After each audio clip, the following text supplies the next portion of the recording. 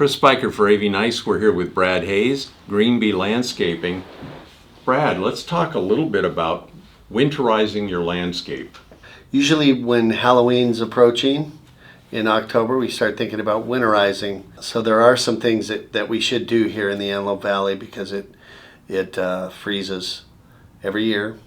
Sometimes there are more freezing days than others. Yeah, what you want to do is assess your property and identify any pipes that are pressurized, that are exposed to the elements.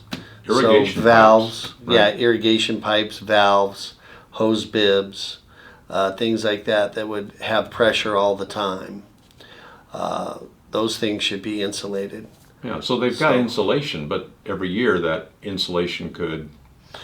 Right. It's usually, the foam insulation or the wrapping, and sometimes that'll, wear out. We have the heat and everything, so it needs maintenance and sometimes replacement. So you want to check that, make sure it's all intact. And you mentioned water features and fountains. Water features and fountains, you're going to want to drain the water out of the smaller prefabricated water features. Drain the water, get the pump out, and just kind of clean it up and just let it sit for the winter because that'll protect the pump. And also sometimes the water feature itself, if the water expands and freezes, it can affect the finish or even the crack of the water feature. Yeah, and this is something the homeowner can do, or they can contract with Greenbee Landscaping to come out and do it. Sure. Mm-hmm. Yeah, we can come out, we can go through a checklist, we can make sure that everything's winterized. Mulching is another thing that I highly recommend for soil areas, roses. Obviously, if you have rock landscape, you're not going to want to throw, mulch, organic mulch on top of the rock. So it's mainly for areas that have already had mulch or that are just bare earth where you have plantings. Keeps the moisture in. Keeps the moisture in. Keeps it it's warmer. Like warmer. It's a blanket to protect the root zone from freezing too. You're laying there at 4 in the morning and you're thinking, oh my goodness, it's 22 degrees. Is anything out there freezing? So you mentioned some of the newer plantings. You can wrap them?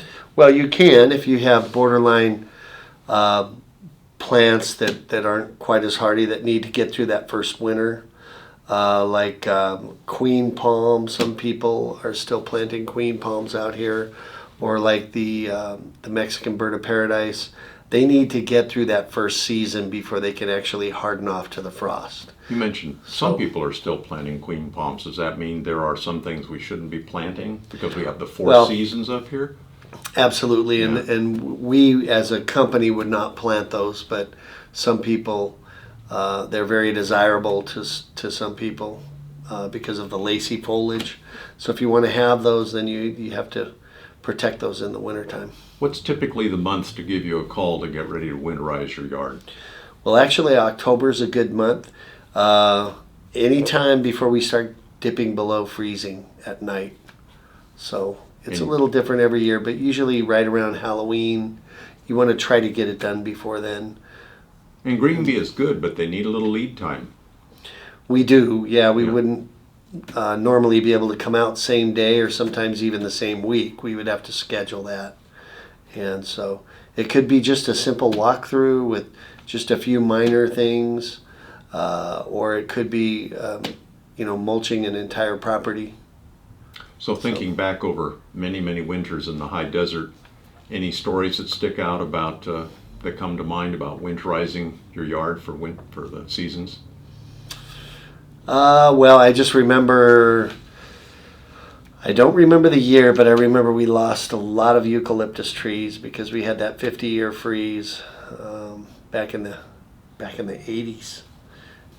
Yeah, and safety too. You want to make sure that you don't have any water overspraying onto the sidewalks and freezing at night. So you want to probably not have your sprinklers running until after 9 a.m.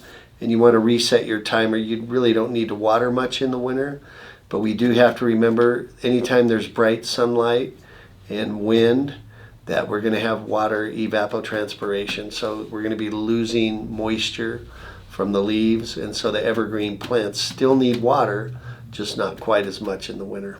So Brad, thank you for sharing about how to winterize your yard. We're sitting with Brad Hayes, Greenbee Landscaping, Chris Spiker for AV Nice.